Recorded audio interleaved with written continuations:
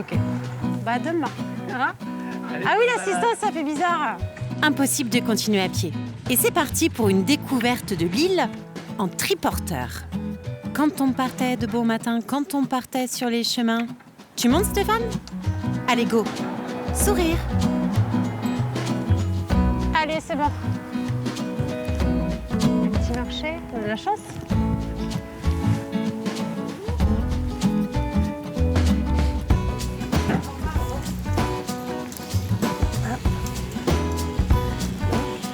Rappelle que ça, Stéphane, c'est la bière qu'on a bu l'année dernière à Fromentine. C'est génial ça. Bonjour.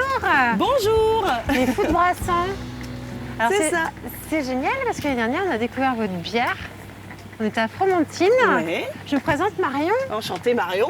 Votre prénom ? Angèle. Angèle, on peut peut-être se dire tu. Oui, avec Sur le plaisir. bus. On se dit tu, on se fait la bise. Voilà Stéphane qui m'accompagne. En fait, Enchantée, avec Stéphane. Stéphane, pendant plusieurs jours, on est en immersion sur le chemin de Vendée. On se balade, on découvre, on fait des belles rencontres. Puis on Vous aime êtes bien. venue à la nage donc ? On aurait bien aimé, mais on est venu en bateau de manière traditionnelle. On est arrivé hier soir. Ok. On a dormi à la pointe du but. Beau Puis- spot. Voilà. Puis c'est vrai que notre but, c'est de découvrir les lieux Mhm. et ses bons produits de Bah. fabrication de bière. Oui, tout à fait. Alors pourquoi, comment ?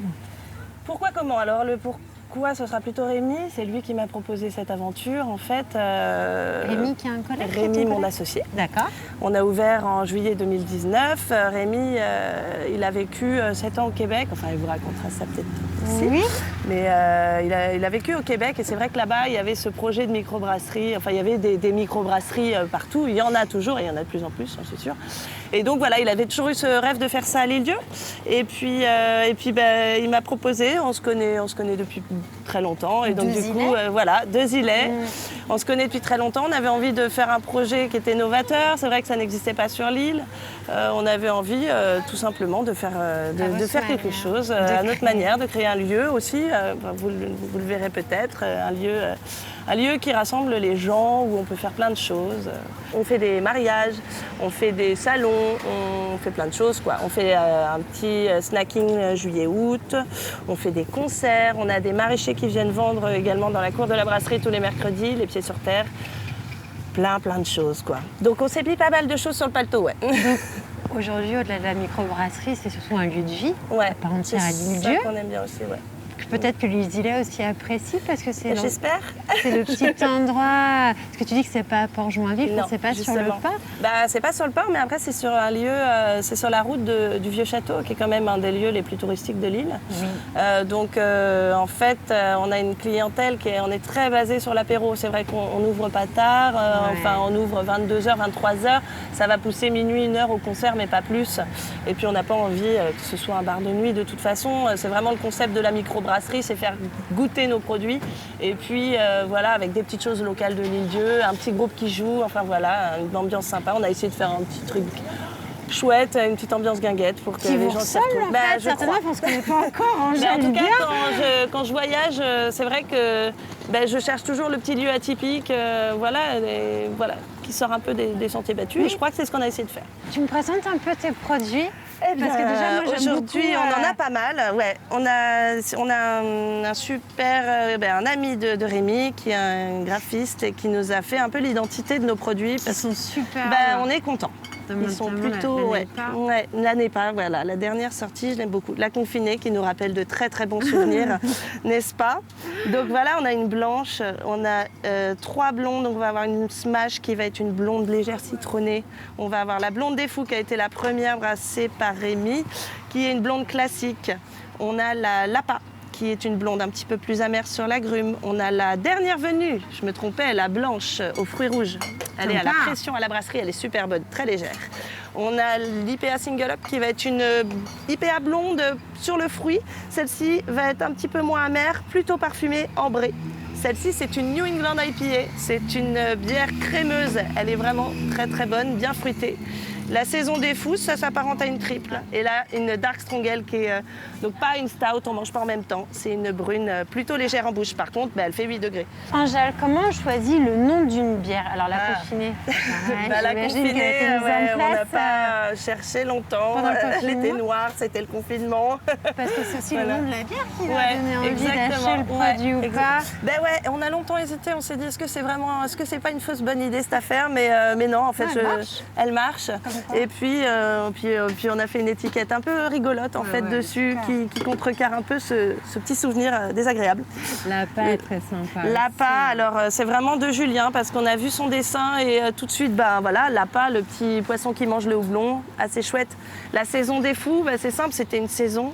Et en fait, c'est l'île Dieu qui est entourée par plein de petites fourmis. Voilà, ça rappelle un petit peu le côté estival, un petit peu des villes, tourisme de masse, etc.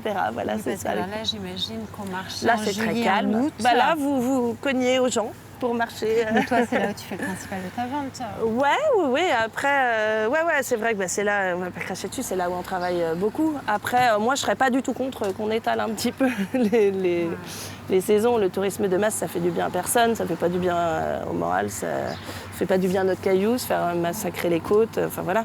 C'est vrai que moi, après, à la brasserie cette année, on a développé, on a agrandi aussi pour ouvrir l'année. C'est militant pour nous aussi. J'ai vraiment envie d'ouvrir ma brasserie à l'année. Je travaille à l'année pour les îlets, pour l'île Dieu. Et c'est vrai que oui, je vais faire mon chiffre en août, juillet-août, à la brasserie et au marché.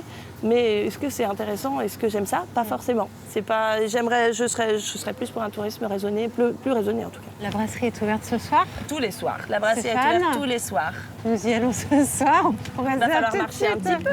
On a notre triporteur maintenant. C'est génial. On va même ramener des bouteilles. Merci à toi. Et puis je regarde quand même. Je regarde encore. N'hésite pas. Bon, on part tester le triporteur ou pas? On ira.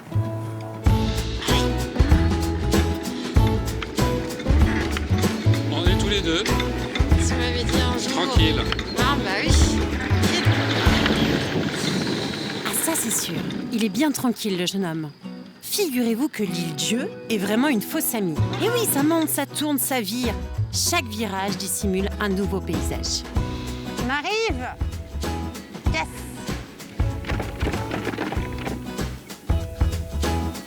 Moi, ce que je te propose, Stéphane, on monte jusqu'à la chapelle. Ça marche. On mange là-haut. C'est parti. Ah voilà, chouette vue. Allez, go.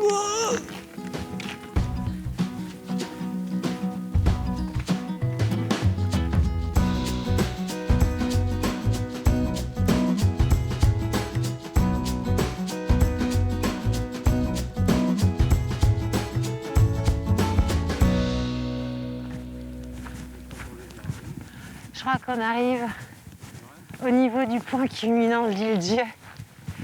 La chapelle, je crois que c'est Notre-Dame de Bonne-Espérance. Je crois, on va vérifier.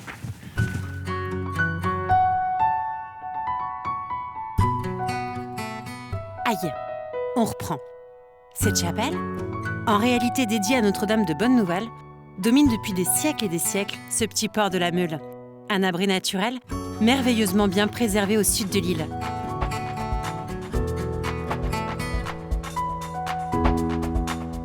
Quelques barques colorées, des baraques de pêcheurs, le cri des mouettes, le clapot des vagues. Chut. On écoute Patrick. Patrick rencontré au bord de la falaise. Un sourire, un regard, une simple main tendue qui nous invite à découvrir cette côte sauvage. Go Stéphane. Alors où est-ce que tu nous amènes? Là, on va longer et puis on va suivre le GR. Le GR, il fait tout le tour de l'île?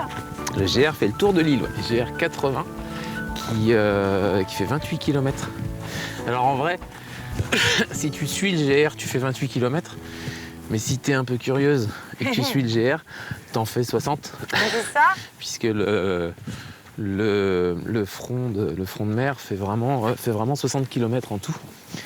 Dont 47 km de falaise, de roche et 13 km de plage. Donc on recommande quand même des bonnes chaussures. Oui, voilà, là c'est des parcours de trail. Donc les gens qui courent et qui font du trail aiment bien passer par là. On se demande où on est. On n'est pas en Vendée. On n'est plus en Vendée. Ah bah là, ça change. Hein. L'île Port-Breton, l'ancien nom de Port-Joinville. C'était pas breton? Oui, pendant toute une période, depuis le XIVe siècle et jusqu'au milieu du 19e, ça s'est appelé Port-Breton. Bah, on est vraiment sur une route maritime qui était entre la Bretagne et le golfe de Gascogne et Bordeaux notamment. Oui. Échange de vin et de céréales. Et puis bah, les marins bretons venaient faire escale ici. Tu veux pas te baigner, t'es sûr? Non, pas encore. Pas encore. On se redonne rendez-vous d'ici quelques semaines. Et qu'est-ce qui a motivé le changement, ce changement de nom, Port-Breton en Port-Joinville? Le prince de Joinville, c'était le fils de Louis-Philippe. Oui. Qui est venu et qui a beaucoup travaillé à l'aménagement du port. Et donc on a donné le nom Port-Joinville. Port-Joinville. D'après le prince de Joinville, voilà, tout simplement. milieu 19e. Après, pendant la Révolution française, c'était le port de la sans-culotterie.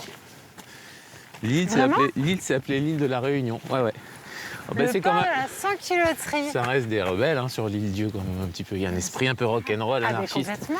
Et du coup, pendant un petit moment, ça a changé de nom pendant la Révolution française. Qu'est-ce qui t'a appris l'histoire de l'île Dieu, Patrick? Ou qui t'a appris l'histoire de l'île Dieu?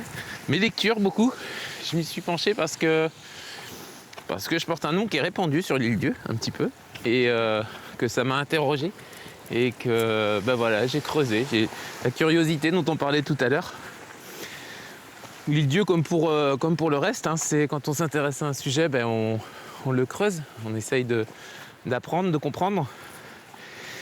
Et pour le coup, de transmettre. Bien sûr.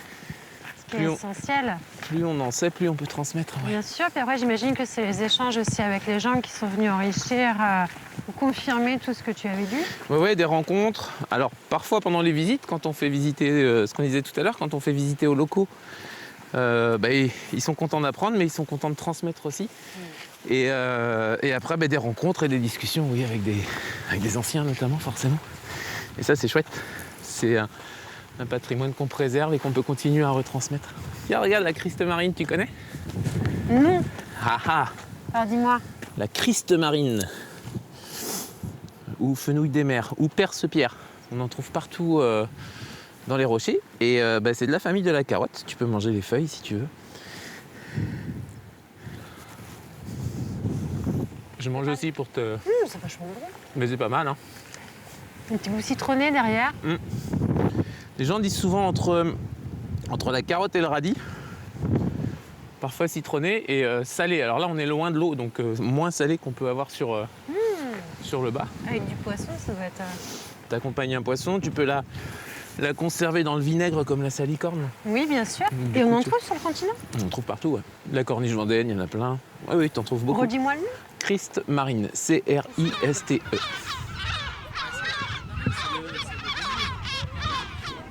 Patrick, tu m'as expliqué pendant le déjeuner. Toi, tu n'es pas l'île Dieu?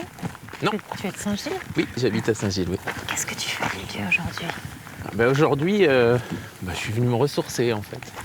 Me ressourcer, repérer un petit peu, voir des endroits où j'ai pas l'habitude d'aller pour pouvoir toujours mieux présenter l'île aux gens et aux groupes que j'accompagne parfois sur l'île Dieu. Alors, tu accompagnes des groupes, vas-y, raconte-nous tout. Alors oui, je suis guide accompagnateur sur des sorties nature, randonnées, visites guidées. Et tu as toujours fait ça? J'ai pas toujours fait ça. J'ai été un peu plus de 20 ans travailleur social, enfin travailleur du social. Ah oui, donc rien à voir avec la visite guidée. Si c'est l'animation peut-être. Si ce n'est le contact avec les gens. Voilà, l'échange. L'échange, l'attention aux gens, le fait de leur apporter ce dont ils ont besoin. Écoute. Et voilà, pendant un peu plus de 20 ans. Et puis j'ai fini par être un peu fatigué de l'associatif, du social. C'est usant quand même quand on donne beaucoup, quand on est entier. Je me suis toujours régalé, mais voilà, j'ai fini par quitter ça et réfléchir à ce que je savais faire, ce que je pouvais faire. Ce que tu avais envie de faire aussi. Ce que j'aimais, voilà. Et pour le coup, j'ai commencé à faire visiter Saint-Gilles et Croix-de-Vie, et Saint-Gilles, Croix-de-Vie. Et puis on m'a rapidement appelé pour des randonnées. Et c'était parti en fait. Voilà, il y a des villages vacances où certains groupes résident pendant une semaine. Et ben, ils ont besoin d'un guide pour les accompagner sur le secteur. Donc je suis sur un grand nord-ouest Vendée, ouais, on va dire. Un nord-ouest Vendée littoral.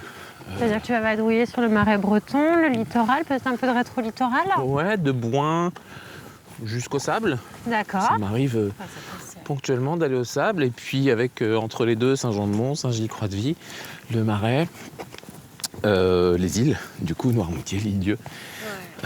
C'est un régal avec des endroits qui sont variés.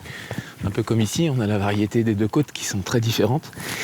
Et bien sur le littoral, sur le continent, on a la plage, la forêt, la dune, le marais. Faune, flore, écosystème très changeant. Donc ça c'est chouette à présenter. Ouais. Toutes les saisons. Toutes les saisons. On continue. Patrick poursuit son chemin. Il nous conte son histoire, un parcours fait d'expériences et de rencontres. Patrick Lantier, l'authentique. Ni phare ni paillettes, tout est bien vrai chez cet homme. Patrick aime découvrir, observer, comprendre et transmettre. Il porte de jolies valeurs. Dis-moi Patrick, quelle sera notre prochaine destination ? On avance vers où là, Patrick? Là, on se dirige vers la citadelle, le fort de Pierre-Levé. Tu m'en dis plus? Je peux. Bah oui. Il a été construit milieu du 19e. Ah oui, donc récent finalement. Relativement récent. Il y avait un projet début 19e, puis finalement, c'est sous le Second Empire que ça s'est développé. C'était un fort défensif. Ok. Qui finalement n'a pas servi parce qu'une fois qu'il a été fini de construire, le front s'est un peu déplacé. On était beaucoup moins en guerre contre les Anglais, mais beaucoup plus contre la Prusse. Et pour le coup, il n'a pas eu son usage prévu à l'origine. Il a servi de garnison, il a servi de prison militaire, de prison d'État, de camp d'internement aussi, pour les civils allemands et autrichiens qui avaient eu la mauvaise idée de vivre en France au moment de la Première Guerre mondiale. Et aujourd'hui, la citadelle, il en est quoi? Il y a quelque chose à l'intérieur, un centre culturel? Alors aujourd'hui, elle sert aux associations locales. D'accord.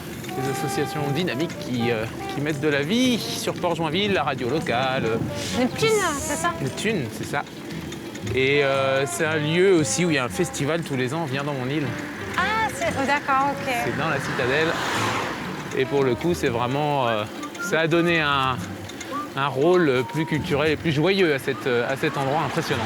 Bien sûr, mais c'est un lieu qui vit toujours. C'est un lieu qui vit, ouais.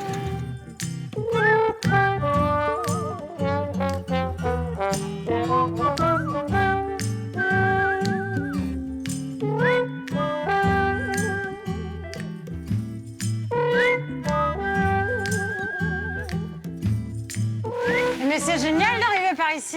C'est pas mal, hein? Ah ouais. C'est surprenant, Parce que en fait. l'entrée principale, voilà, c'est là-bas. là-bas. Mais donc, il faut monter pour arriver jusqu'ici, Patrick. Mais qu'est-ce que c'est surprenant de découvrir cette citadelle? Et oui, on arrive Cachée. et hop, au milieu d'un bois, au milieu de la forêt, d'un seul coup, des grands... Ouais, un bois qui a été planté pour ça, 13 hectares de chênes verts, beaucoup, plantés pour cacher la forêt, pour cacher la citadelle.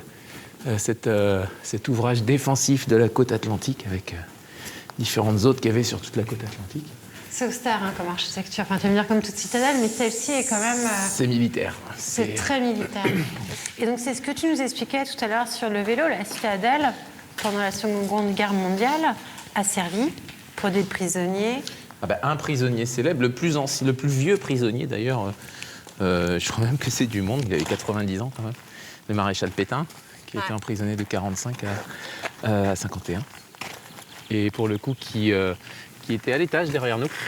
Ah, à cet endroit-là. Dans le quartier des officiers, ce qui servait de quartier des officiers, il était là, il était à l'étage. Et donc quasiment pendant tout le XXe siècle, XIXe siècle aussi, au moment de sa construction, cette citadelle a servi à enfermer des gens. Une vocation militaire, alors je ne sais pas si une garnison c'est enfermer des gens, mais d'abord ça a servi de garnison, puis après effectivement de prison d'État, enfin prison militaire et prison d'État. Il y a eu les internés de la Première Guerre mondiale, donc c'est civils autrichiens allemands. Et puis après, voilà, ça s'est rendu un peu plus joyeux maintenant avec les clubs de billard, les clubs de baleinière, voilà, la radio Neptune. Voilà. Et Viens dans mon île. Toutes les associations qui sont ici. On a vu quand même entre le port de la Meule et ici, Patrick, beaucoup de mégalithes. L'île est ponctuée de mégalithes. Oui, c'est il y a un beaucoup territoire très très riche en mégalithes. Depuis le néolithique, en fait, l'île est habitée par des hommes qui sont venus là à pied, en fait, puisque n'y avait pas d'eau, Ben non, tout il y avait simplement. pas d'eau. Ils se demandent, enfin on se questionne même sur le fait, certains se questionnent même sur le fait que c'était peut-être juste un site, un lieu de culte, pas forcément un lieu d'habitation. J'ai pu lire ça parfois. Un peu comme Édic ou Oui, d'autres probablement. terres bretonnes en fait. Et ici, là, sur cet endroit-là, d'ailleurs, on est sur fort de pierre levée, parce qu'il y avait une grande pierre levée, un menhir qui faisait 8 mètres de haut, Au niveau de la citadelle. ici au milieu. 8 mètres de haut et une grosse circonférence de 1,50 m de diamètre, et qui a été découpé, débité pour Au les moment de la constructions. construction. Un peu avant même, du coup, et après, avec la construction, il n'a jamais été... on l'a perdu. Patrick, moi ce que j'aimerais bien maintenant, c'est tu nous choisisses un petit endroit que tu aimes tout particulièrement, qu'on se pose tranquille et qu'on parle de Patrick. Dans la citadelle Ou ailleurs. ou ailleurs? On va Ou aller- ailleurs. On peut va reprendre aller- le vélo. Hein. Allez, on prend les vélos. C'est Stéphane qui conduit maintenant.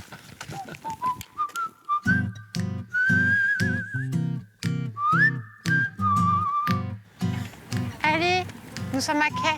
Eh bien, on va se mettre là parce que le port, c'est quand même l'identité de l'île. C'est important, le port de pêche notamment. C'est un endroit que tu affectionnes. Ah, c'est très fort en... Ouais, sur cette identité, sur ce lieu. C'est là où il y a la vie. C'est là ce qui fait la vie toute l'année sur l'île Dieu aussi, concrètement. Complètement. C'est important. Et- Alors, c'est pas simple aujourd'hui pour les marins-pêcheurs. Les contextes sont pas faciles depuis pas mal d'années maintenant, mais le tourisme se développe beaucoup sur l'île Dieu. Et il faut préserver ça quand même. Ça Bien fait partie sûr. de la carte d'identité de l'île Dieu quand même. Bien sûr, et c'est vrai que c'est l'endroit qui vit toute l'année. C'est la chance qu'on les îles aussi, c'est d'avoir ce petit coin où les commerces sont Toutes les cités ouverts. portuaires sont des villes qui vivent à l'année. Celles qui sont juste stations balnéaires, non. Voilà. Et l'île Dieu notamment, effectivement, tout autour, là, c'est Port-Joinville, alors qui a un peu pris la place de Saint-Sauveur en ville principale. Il y a eu bataille pendant longtemps Ouais. entre les deux, Ouais. notamment en termes de paroisse. C'était Ah, mais ça, les Ça a querelles été de toute paroisse, une- qu'est-ce que tu veux oui. Toujours c'était assez à une rigolo. époque où chaque clocher avait sa paroisse. Des guerres de clochers, Bah voilà. voilà, ça, c'est- Le nom guerre de clocher, hein, il vient pas de n'importe où. Aujourd'hui, ça fait 4 ans que tu as ton activité, on l'a compris. 4e année, oui. Quel regard tu as sur les 4 années écoulées?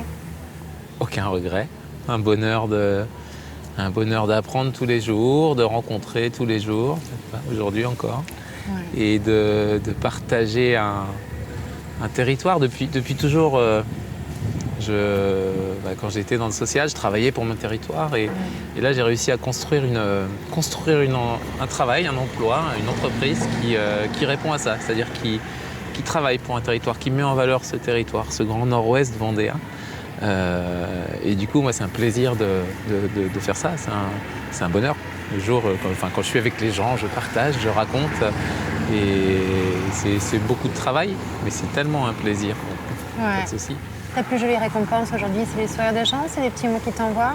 Ouais, les invitations à venir chez eux. Ouais. Les Vosgiens de la semaine dernière qui ont été plusieurs à me dire bon, faut venir découvrir nos montagnes maintenant. Pourquoi pas voilà. mener les Vendéens dans les Vosges? Et voilà, les gens sont contents de découvrir, et puis encore une fois de mettre en valeur certaines parties du territoire qui sont parfois oubliées. On parlait du marais breton vendéen qui est longtemps il a été considéré comme l'arrière-pays. Hein. On venait pour la plage, on venait pour poser Bien la sûr. serviette, et ça y est, on développe un tourisme vert depuis quelques temps maintenant, et c'est des endroits, des territoires qui sont tellement riches, beaux, la faune, la flore, la nature, et reconnecter les gens à ça, à cette nature, c'est essentiel. En tout cas, le plaisir, on voit que tu le prends. Tu as un sourire jusque-là, les yeux qui pétillent.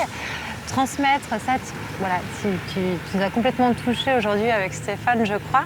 Peut-être qu'on se retrouvera un jour sur un autre chemin de la petite vadrouille, marais breton ou ailleurs. Avec grand plaisir. Parce que c'est vrai que je pense que tu as plein de cordes à ton arc, ça c'est évident. Merci Patrick.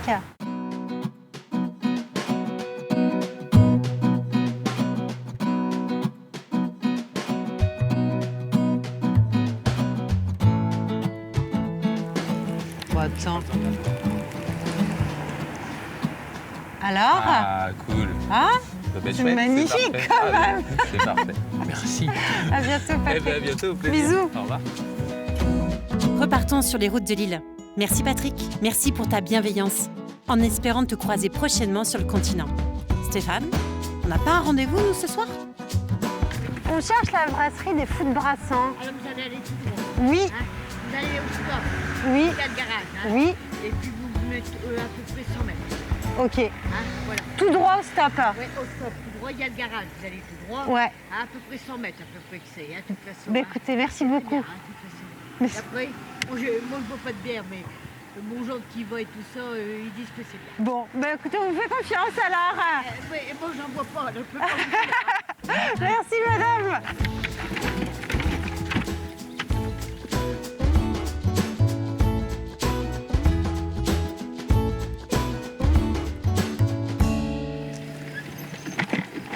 Bon, je crois qu'on va pas être très loin de la brasserie. Droite, gauche.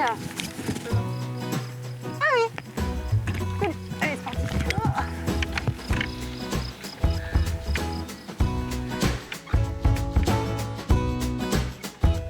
Les fous de Brassan. Ah ben top.